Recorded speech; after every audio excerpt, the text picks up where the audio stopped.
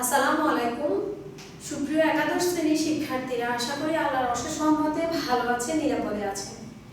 National ideal girls college আয়োজিত এনআইসিসি online কার্যক্রমে আপনাদেরকে স্বাগত জানাচ্ছি। আমি আইনুন নাহার, জীববিজ্ঞান বিষয়ক প্রভাষক।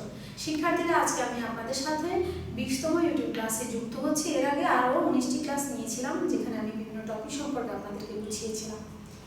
আজকের ক্লাসের আলোচ্য টপিক হচ্ছে এরিথ্রোসাইটিক সাইজোগনি। শিক্ষার্থীরা, যে অধ্যায়টি শুরু করেছি অর্থাৎ অধ্যায় 4, যেখানে অণুজীব সম্পর্কে আলোচনা করা হয়েছে, আমি আপনাদেরকে পেছনে নিয়ে যাচ্ছি। আবার এই অণুজীব অধ্যায়ে ভাইরাস, ব্যাকটেরিয়া এবং ম্যালেরিয়ার জীবাণু সম্পর্কে আলোচনা করা হয়েছে। সেখানে আমি আপনাদেরকে ব্যাকটেরিয়ার দ্বিভাজন প্রক্রিয়াটি বুঝিয়েছি। আর গত ক্লাসে আমি আপনাদের ম্যালেরিয়ার জীবাণুর জীবনচক্র সম্পূর্ণ হওয়ার জন্য যে চক্রগুলো রয়েছে তার মধ্যে হেপাটিক সাইজোগনি পড়িয়েছিলাম।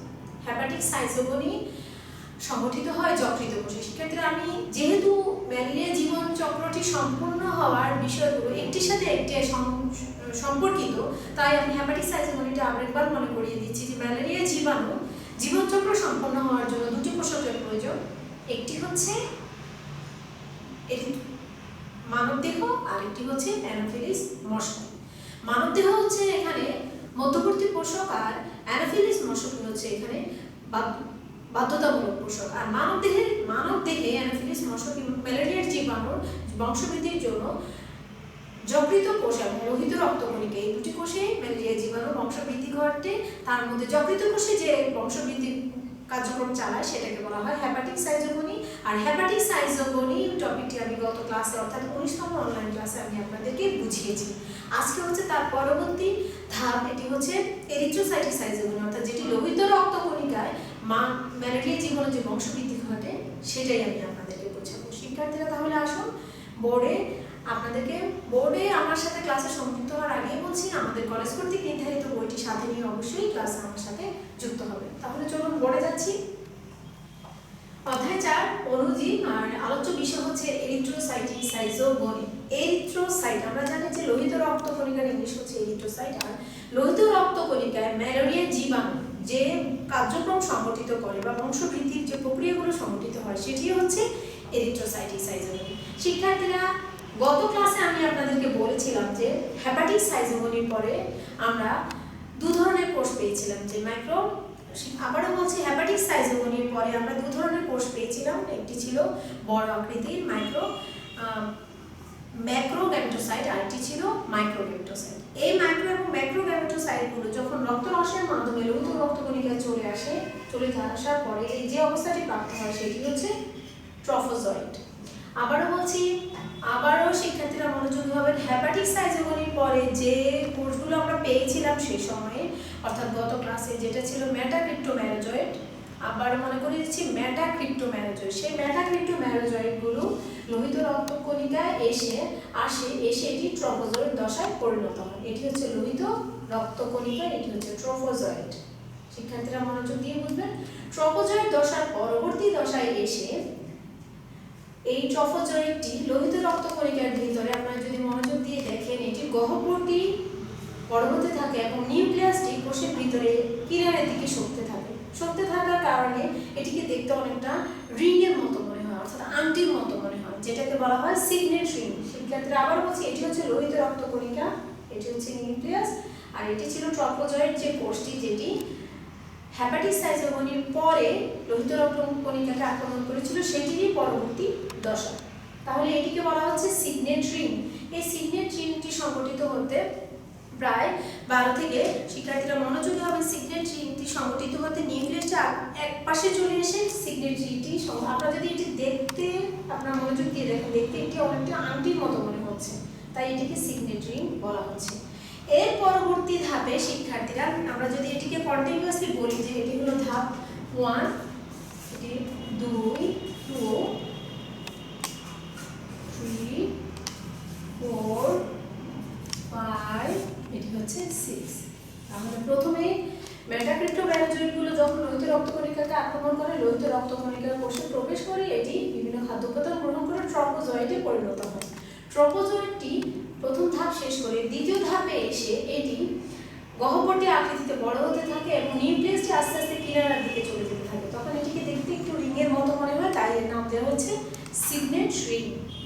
পরবর্তী ধাপে অর্থাৎ তৃতীয় ধাপে এসে শিক্ষার্থীরা আপনারা মনোযোগ দিবেন, নিউক্লিয়াস সহ কোষটি অনেকটি ঘনপথ আকৃতি, অ্যামিবার যে ঘনপথ থাকে সেই আকৃতি ধারণ করে, এই জন্য এটাকে অ্যামিবয়েড ট্রফোজয়েড বলে, অ্যামিবয়েড ট্রফোজয়েড। এবং সাইটোপ্লাজমগুলো আকারে বৃদ্ধিপ্রাপ্ত হয়। আবারও বলছি, সাইটোপ্লাজমগুলো ঘন হয়ে আকারে বৃদ্ধিপ্রাপ্ত হয়, যেগুলোকে সাফনার্স কণা বলা হচ্ছে। শিক্ষার্থীরা মনোযোগ দিয়ে যদি বোঝেন, এখানে যেটি সিগনেট রিং ছিল, এখানে এসে এটি খাদ্য কণা বিভিন্ন ধরনের খাদ্য উপাদান গ্রহণ করে স্ফীত হয়ে গোলাকৃতি ধারণ করে, যেটাকে বলা হচ্ছে অ্যামিবয়েড ট্রফোজয়েড। যেখানে ঘনপথ দেখা যাচ্ছে, এই জন্য এটাকে অ্যামিবয়েড ট্রফোজয়েড বলা হচ্ছে, কারণ অ্যামিবার গুরুত্বপূর্ণ একটি বৈশিষ্ট্য হচ্ছে এটি ঘনপথ থাকবে। এরপরে রয়েছে সাইটোপ্লাজমগুলো ঘন হয়ে একটি আরেকটির সাথে যুক্ত হয়ে বড় আকৃতি ধারণ করবে, যেগুলোকে বলা হচ্ছে সাফনার্স কণা। চতুর্থ ধাপে এসে শিক্ষার্থীরা মনোযোগ দিয়ে বুঝবেন, চতুর্থ ধাপে আপনারা যদি মনোযোগ দিয়ে দেখেন, এখানে অ্যামিবয়েডের মধ্যে যে নিউক্লিয়াসটি ছিল, নিউক্লিয়াস এখানে বহু বিভাজনের ফলে, আবারও মনোযোগ দিয়ে, বহু বিভাজনের ফলে 12 থেকে 24টি নিউক্লিয়াসে পরিণত হয়, যেটিকে সাইজন বলে। আবারও মনোযোগ দিচ্ছি, এখানে একটি নিউক্লিয়াস ছিল, সেই নিউক্লিয়াস এখানে এসে বহু বিভাজনের ফলে 12 থেকে 24টি নিউক্লিয়াসে সহ একটি কোষে পরিণত হয়, যেটিকে সাইজন বলে। এবং এই সাইজনটির মাঝখানে হিমোজয়েড নামক পদার্থ জমা হয়। আবারও বলছি, এই সাইজন নামক কোষের ভিতরে হিমোজয়েড নামক পদার্থের সৃষ্টি হয়। পঞ্চম ধাপে এসে শিক্ষার্থীরা মনোযোগ দিবে, এখানে এসে প্রত্যেকটি নিউক্লিয়াস, এখানে যে নিউক্লিয়াসগুলো একটি কোষের মধ্যেই ছিল, যেটিকে বলা হচ্ছিল সাইজন, এখানে এসে প্রত্যেকটি নিউক্লিয়াস প্লাজমা মেমব্রেন এবং সাইটোপ্লাজম সহ আলাদা একটি কোষে পরিণত হতে শুরু করে, যেটি দেখতে অনেকটা গোলাপের পাপড়ির মতো, যার কারণে এটাকে রোজেট বলা হচ্ছে। আবার মনোযোগ দিবেন, যেটি দেখতে গোলাপের পাপড়ির মতো, যেটাকে রোজেট বলা হচ্ছে, এবং এটি সম্পূর্ণ হতে প্রায় 48 ঘন্টা সময় লাগে। এখানে আমি আবার পিছনে যাচ্ছি, যে এখানে বহু নিউক্লিয়াস যুক্ত যে কোষটি দেখতে পেয়েছে, যেটাকে বলা হচ্ছিল সাইজন, সাইজনের মধ্যে এক ধরনের পদার্থ জমা হয়, যেটাকে বলা হচ্ছে হিমোজয়েড। হিমোজয়েড খুবই গুরুত্বপূর্ণ, আমি পরবর্তীতে জানাচ্ছি। এর পরবর্তী ধাপে এসে অর্থাৎ পঞ্চম ধাপে এসে প্রত্যেকটি নিউক্লিয়াসের পাশে সাইটোপ্লাজম এবং প্লাজমা মেমব্রেন যুক্ত হয়ে স্বতন্ত্রভাবে এক একটি কোষের সৃষ্টি হয়, যেটি দেখতে অনেকটা গোলাপের পাপড়ির মতো, তাই এটাকে রোজেট বলা হচ্ছে। অর্থাৎ আক্রমণে রোজেট পর্যন্ত আসতে, আক্রমণ শুরু হওয়ার পর ট্রপোজয়েড দশা থেকে রোজেট পর্যন্ত আসতে এই প্রক্রিয়াটি সম্পূর্ণ হতে প্রায় 48 ঘন্টা সময় নিচ্ছে। শিক্ষার্থীরা পঞ্চম ধাপে এসে, ষষ্ঠ ধাপে এসে আপনারা যদি দেখেন, রোজেটগুলো আলাদা হয়ে যাচ্ছে, অর্থাৎ রোজেটে যেখানে নিউক্লিয়াস ছিল সেটি সম্পূর্ণ আলাদা হয়ে গিয়ে ম্যারোজয়েডে পরিণত হয়েছে। এই ম্যারোজয়েডগুলো লোহিত রক্তকণিকার কোষকে ভেঙে দিচ্ছে, ভেঙে দিয়ে ম্যারোজয়েডগুলো রক্তের প্লাজমায় প্রবেশ করছে। শিক্ষার্থীরা এটা খুব মনোযোগ দিয়ে দেখবেন, লোহিত রক্তকণিকার কোষটিকে ভেঙে দিয়ে ম্যারোজয়েডগুলো রক্তের প্লাজমায় প্রবেশ করছে।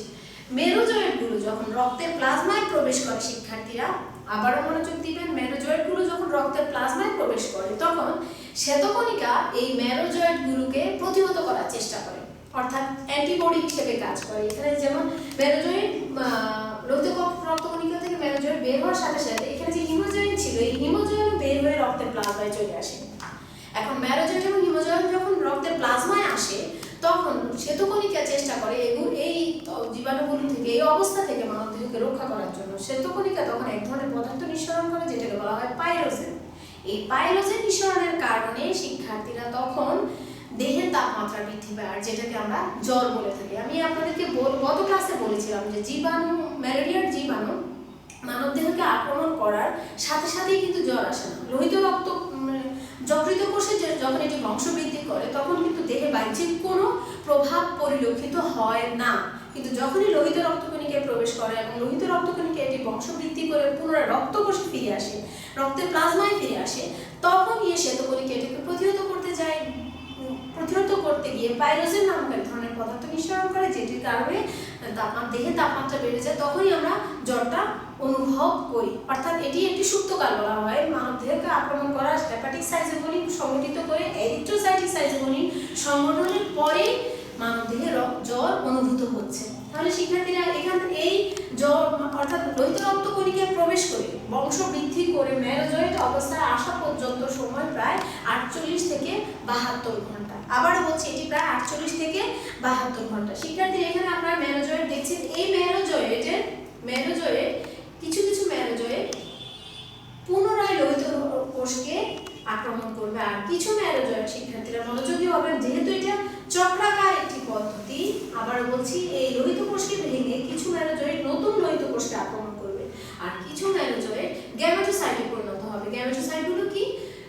ক্ষুদ্র নিউক্লিয়াস যুক্ত কিন্তু কোষের আকৃতি বড়। মনোযোগ দিয়ে যদি দেখেন, নিউক্লিয়াসটি ছোট কিন্তু কোষের আকৃতি বড়, এটাকে বলা হচ্ছে ম্যাক্রোগ্যামেটোসাইট, যেটি স্ত্রী গ্যামেটোসাইট। আর নিউক্লিয়াস বড় কিন্তু কোষটি ছোট, সেটি হলো মাইক্রোগ্যামেটোসাইট, যেটি হচ্ছে পুং গ্যামেটোসাইট। এগুলো পুনরায় বংশবৃদ্ধি করে, কিছু কিছু কোষ বংশবৃদ্ধি করে, আবার কিছু কিছু কোষ নতুন লোহিত রক্তকণিকাকে আক্রমণ করে। এই গ্যামেটোসাইট অবস্থায়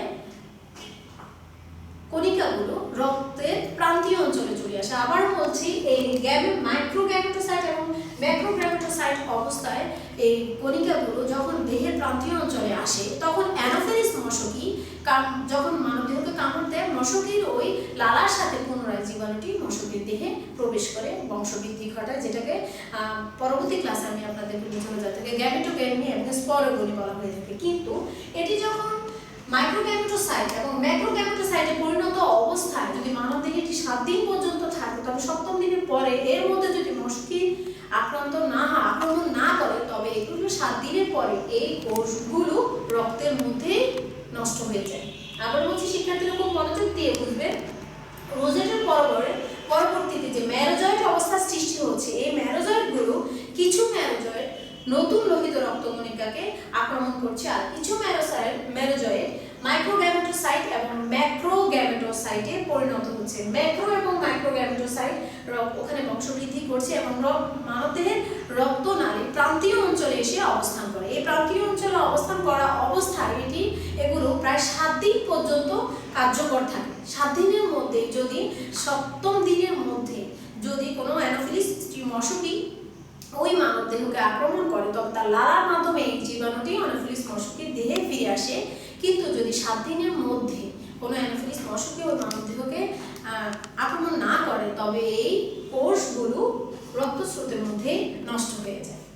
সুপ্রিয় শিক্ষার্থীরা, এই কোষগুলো যখন মশকি মানবদেহকে কামড় দিয়ে মশকির লালার মাধ্যমে পুনরায় মশকির দেহে অর্থাৎ স্ত্রী অ্যানোফিলিস মশকির দেহে গমন করে, তখন মশকির দেহে এই ম্যালেরিয়ার জীবাণুর গ্যামেটোগনি এবং স্পোরোগনি নামক দুটি প্রক্রিয়া সম্পন্ন হয়। এভাবে অ্যানোফিলিস মশকি মানবদেহ এবং ম্যালেরিয়ার জীবাণু মানবদেহ এবং অ্যানোফিলিস মশকির দেহে তাদের বংশ বিস্তার করে থাকে। শিক্ষার্থীরা, আমি প্রথমেই যখন আমি আপনাদেরকে ম্যালেরিয়ার জীবাণুর জীবনচক্রটা পড়াচ্ছিলাম, প্রথমে আমি আপনাদেরকে হেপাটিক সাইজোগনি দিয়ে শুরু করেছিলাম। হেপাটিক সাইজোগনিতে যে অবস্থায় পেয়েছি, সেটি এসে লোহিত রক্তকণিকাকে আক্রমণ করেছিল, সেটি হচ্ছে এরিথ্রোসাইটিক সাইজোগনি। যেহেতু এটি একটি সাইক্লিক প্রক্রিয়া, অর্থাৎ চক্রাকারে এই প্রক্রিয়াটি সংঘটিত হয়, আমি প্রথমেই হেপাটিক সাইজোগনি বুঝিয়েছি, আজকে আমি আপনাদেরকে এরিথ্রোসাইটিক সাইজোগনি বুঝিয়েছি, এবং ইনশাআল্লাহ আগামী ক্লাসে আমি মশকির দেহে অ্যানোফিলিস মশকির দেহে ম্যালেরিয়ার জীবাণুর যে বংশবৃদ্ধি অর্থাৎ স্পোরোগনি এবং গ্যামোগনি, সেই টপিকগুলো আমি বুঝাবো। আপনারা এই ক্লাসগুলো দেখার সময় অবশ্যই ধারাবাহিকভাবে দেখবেন, যাতে আপনাদের বুঝতে সুবিধা হয়। আশা করি আপনারা কিছুটা হলেও উপকৃত হবেন। ইনশাআল্লাহ চেষ্টা করব পরবর্তী ক্লাসে ওই টপিকগুলো ভালো করে বুঝাতে। দেখা হবে পরবর্তী ক্লাসে। আসসালামু আলাইকুম।